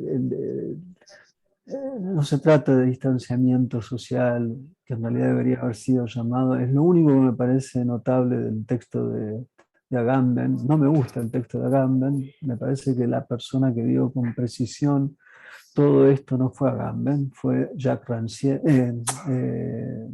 Jean-Luc Nancy. Jean-Luc Nancy. Lo de Nancy en esto ha sido para mí develador. Pero bueno, esas son mis posiciones y mis percepciones. Es lo que yo puedo decir. Y no hay muchas películas como las de Renoir. Eso también es cierto. En el cine de hoy. Por eso es un aerolito. Hay algunas cosas, son mínimas, son mínimos gestos. Hay a veces no películas, escenas. Escenas como esta película hay varias. Películas enteras, muy pocas. Y eso también es una pregunta para el cine contemporáneo, al menos para alguien que está vinculado al cine contemporáneo. Yo estoy vinculado al cine contemporáneo. Bueno, Roger, vos solés hablar en tu programa de radio y en tu blog de tu preocupación por el devenir del cine contemporáneo, ¿no? Y no solo en su digitalización o... Para mí el cine es en un lugar, en esto... O sea, es descontento, pero es civilización también. Y yo no quiero prescindir de esa palabra. Más allá de esa palabra ha sido empleada para lo opuesto, ¿no? Y en Argentina hay una larga tradición para justamente, esta es otra tensión entre la segregación y la fraternidad. Con Agamben te referís sobre todo al primer texto de Agamben cuando comenzó la pandemia.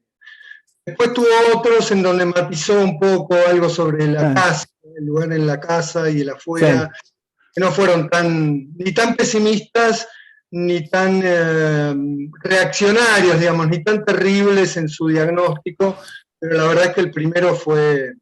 No, y aparte es un texto que invita yo creo que otro de los temas contemporáneos que quizás hasta ustedes pueden trabajar, porque me imagino que psicoanalíticamente debe ser extraordinario pensar, tanto que Freud trabajó sobre eso, es la propensión generalizada a lo paranoico. Es una cosa increíble eso.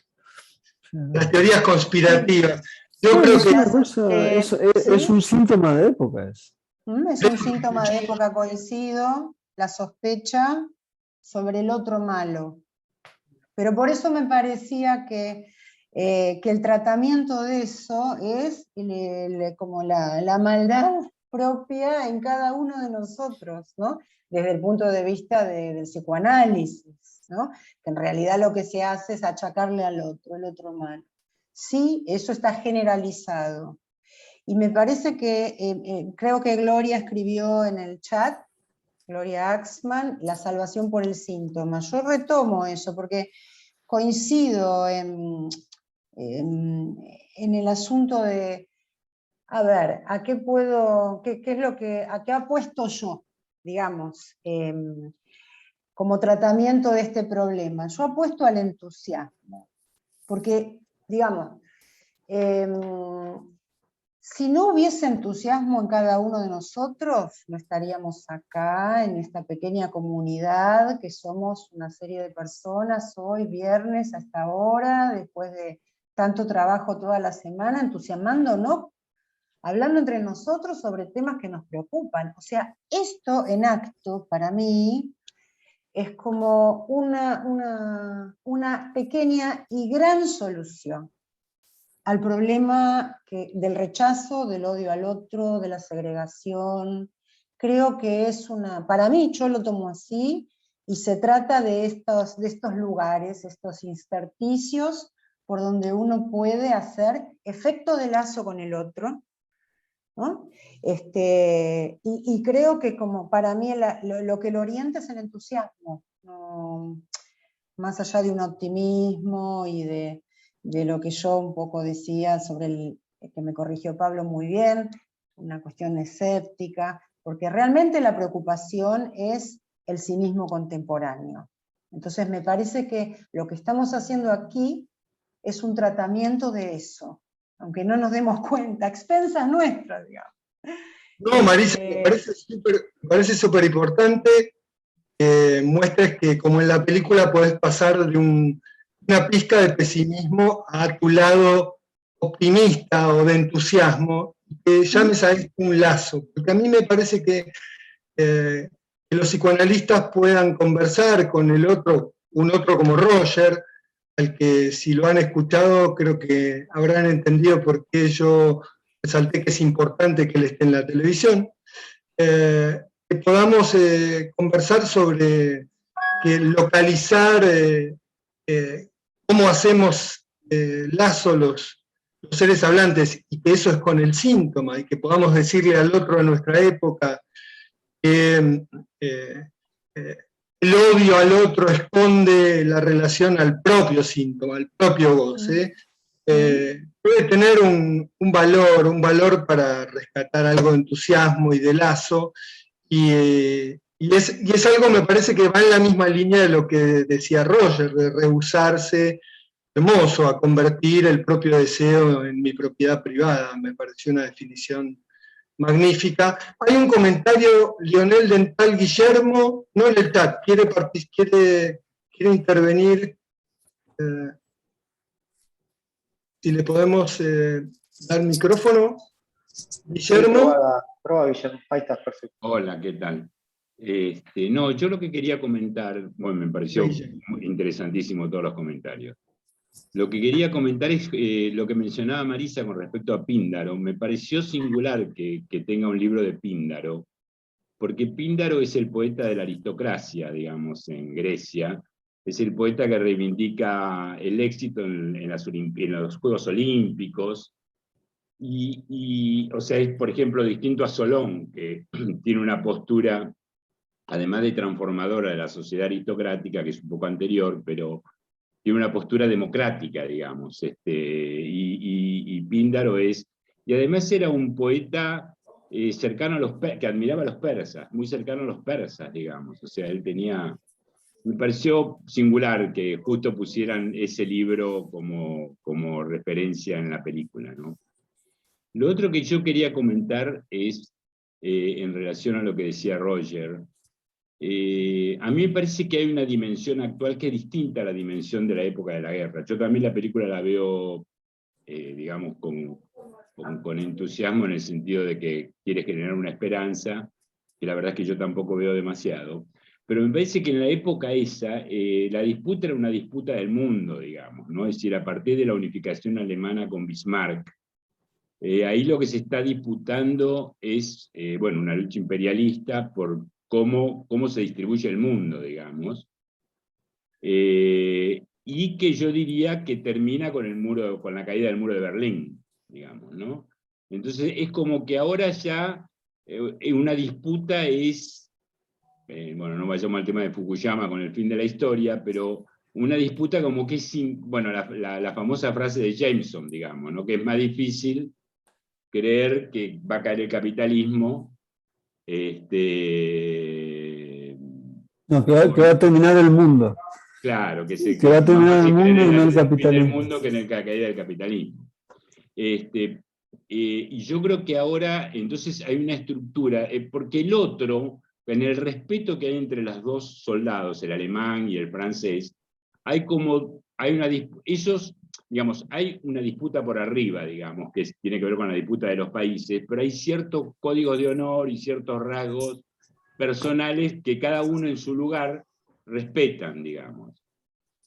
Hoy me parece que hay otra cosa, el que sobra es otro, en ese sentido hay algo de Agamben, digamos, en el sentido del musulmán y toda esa cosa del tipo que no tiene ningún derecho y que puede ser matado tranquilamente, digamos, ¿no? Refugiado.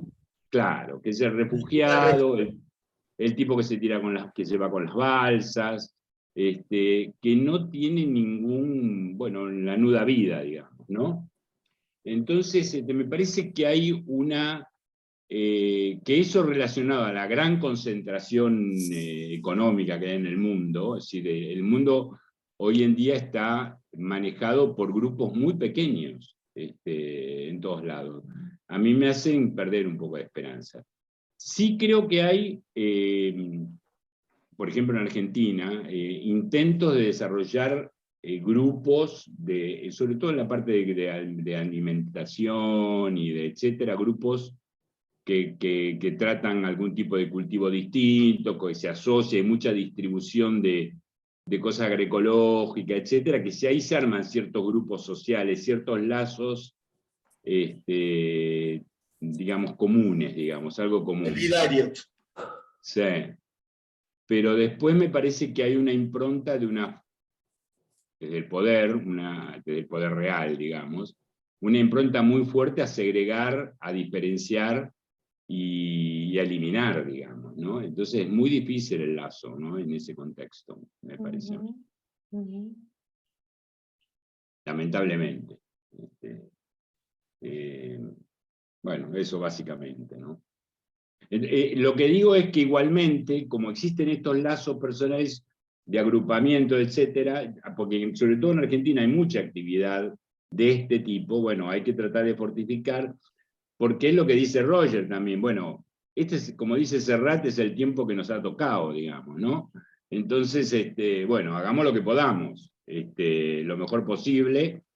Yo creo que hasta sin esperar el resultado, uno tiene que hacer lo que puede, digamos, ¿no? Dentro de sus posibilidades personales, hacer lo que puede, digamos, ¿no?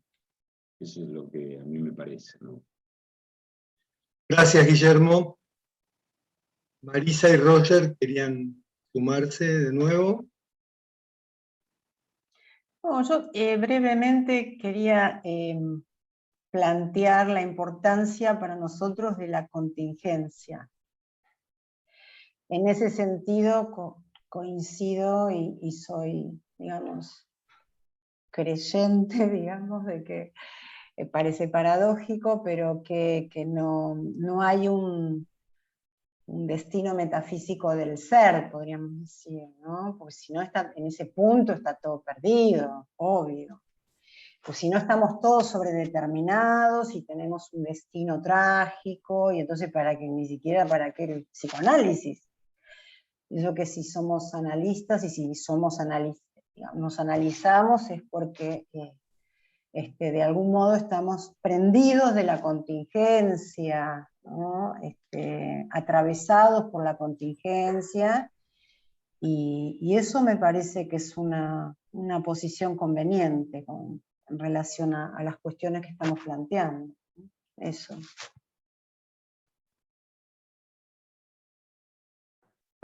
Yo eso pienso exactamente igual que Marisa. Me parece que es muy difícil pensar así, porque es una aventura pensar así.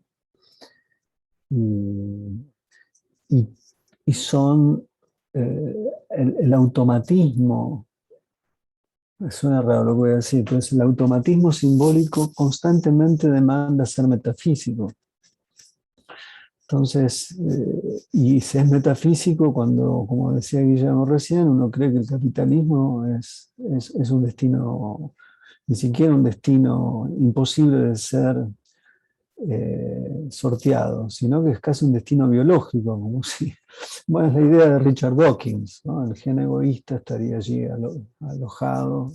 Más allá que hay cosas que pueda decir Dawkins me parecen atendibles en materia de sus reivindicaciones sobre el Darwin en tanto en visión de mundo, aunque es un Darwin egoísta. Darwin puede ser visto desde otra línea de lectura, que es muy interesante. Pero bueno, esas son discusiones de otro orden. Eh, no, eso quería añadir con lo que acaba de decir Marisa. Me, me dio mucha gracia que hayan visto Sabiduría Garantizada. El gordito de la película es un amigo del alma mío, es Gustav Waller. Es el marido de mi jefe, literalmente. De mi jefe de Filmfest Hamburg. Lo conozco hace más de 15 años. Me causaba gracia. Bueno, yo ahora estoy flaco, yo bajé 30 kilos aproximadamente, pero en una época toda la ropa de descarte del gordito de Sabiduría Garantizada me lo daba gratuitamente a mí. Entonces yo tenía unas pinchas extraordinarias, porque claro, él es actor y muy conocido, además un gran cantante de rock. No dije nada, pero como nota de color, para, para sentir un poco más la contingencia, quería contar eso. Así que le voy a decir a Gustav Waller que un conjunto de psicoanalistas en Argentina discutió su película desde el punto de vista de Lacan. Creo que va a ser una canción al respecto, y si lo hace, se la voy a enviar. Le voy a pedir que diga unas palabras. Bien, sería una sucesión hermosa de contingencias. Claro, claro. Me No, parece que si la hace Roger, la usamos de cortina para el ciclo. Le voy a pedir, realmente tengo mi relación con Gustav es constante. Y hace poco estuvimos hablando justamente, porque yo le contaba de algo que siempre me llamó mucho la atención, me dio mucha gracia, en una de las salidas del plantel profesional de River Plate, el grupo mandaron a todo el equipo a ver Sabiduría Garantizada. Entonces le agarraron a Ariel Ortega y le preguntaron a Ariel Ortega, al burrito, qué había pensado la película. No entendimos un joraca, dijo. Es muy bueno. Entonces le conté eso a Gustav y Gustav se cagaba de risa. Así que ahora tengo la versión contraria. No sabes cómo te interpretaron en Sabiduría Garantizada. Has engordado de signos desde que fue pasada la película en este grupo de psicoanálisis de la ciudad de Buenos Aires. Sí, le voy a contar, a ver qué dice. Gustav, que en la película se llama Gustav, como V se llama V. Claro, sí, igual. Que también es un actor muy importante en Alemania. Es un actor, sí, Gustav Waller es un actor reconocido, no es digamos, hay muchos actores, la segunda línea es él, ¿no? Pero lo que él vino acá por primera vez en el 2004, 2005, 2006, vino en el 2006, y era muy gracioso porque la gente lo paraba en la calle y le decían, el gordito de Sabiduría Garantizada. Y él no lo podía creer, porque Doris Dorry es conocida ya, más conocida, es cineasta, pero más conocida como cineasta, conocida como escritora. Y no es que sus películas son muy vistas, ¿no? Entonces, él lo conocen, pero tampoco es una figura descollante del mundo de los actores y actrices alemanes. Bueno, un comentario casi cholulo, mira. Era cantante de rock, no sabíamos ni aunque fuéramos cholulos. Tiene una banda donde hace covers en general. Pero es muy conocido como eso. Canta en toda Alemania y no solamente en Alemania. Canta muy bien, por cierto. Guillermo quería agregar algo, levantaba la mano. Espera que te desmuteen, Guillermo. No sé si volver después de esta broma que hizo, estas cosas que metió Roger un poco que alivió la tensión, no sé si iba a redondear un poco lo que... Justo hace poco hay un ciclo de cine europeo, acá que están dando, que dieron una película de Stefan Zweig, sobre la vida de Stefan Zweig, que justo fue lo que mencionaba Roger, o sea, el tipo pensó que el nacionalsocialismo, el nazismo no iba a caer nunca, y se suicidó, digamos, en Brasil, en el año 42. Y después se vio que la verdad es que vino una buena etapa del mundo. En realidad, después de la posguerra y de la reconstrucción, se vivieron 15 o 20 años dentro de un sistema capitalista, digamos, por un lado, y lo que de alguna manera se llamó socialismo, que bueno, tuvo una discusión si socialismo o no, pero bueno, fuera lo que fuera, una época de gran crecimiento de las esperanzas de todo el mundo, digamos, es decir, se vivió mucho mejor durante 25 años, ¿no? Hasta que llegó el Reagan y Thatcher, yo diría. O sea que la salida esa no vale, digamos, o sea, se puede dar vuelta, puede cambiar, pueden pasar cosas, digamos, ¿no? Tampoco es que está todo jugado, ¿no? Por eso lo que decía Marisa es muy importante, porque el tema de la contingencia es lo único que permite pensar eso. Claro. Lo que pasa es que la contingencia es devastadora también, porque uno se siente de alguna forma desnudo ante cierta situación. Pero lo que vos decís es muy importante. Stefan Zweig es para mí una lectura actual, y son los dos grandes suicidados, Zweig y Benjamin, son los dos que no creen que hay una deriva, y es muy peligroso pensar así, en ese sentido, ¿no? Yo tengo que irme al cumpleaños de Peña. No sé qué hacer. Peña se fue y ya me siento... La contingencia pensada como una aventura, como un encuentro. Después de haber tocado los temas que tocamos y que toca el film, me parece una hermosa manera de cerrar esta noche y este ciclo. Les pido, si se toman 2 minutos, se van a buscar una copita y brindamos, y nos reencontramos el año que viene. Cosa no va a tener una copita en TV Pública, un vaso de agua. Mira cómo te hago, mira lo que tengo. Qué grande el Diego. Voy a buscar una copita.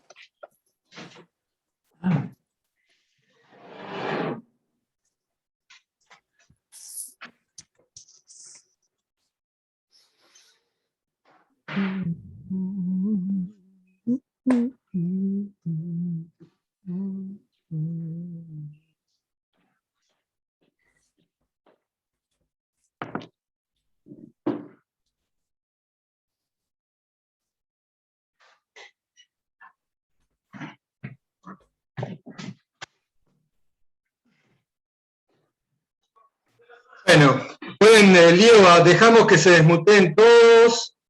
Vamos a saludarnos por estos encuentros de conversación con análisis. Pruebe. Bueno. Muchas gracias por invitarme. Muchas gracias, buenísimo. Gracias. Hasta el año que viene. Gracias.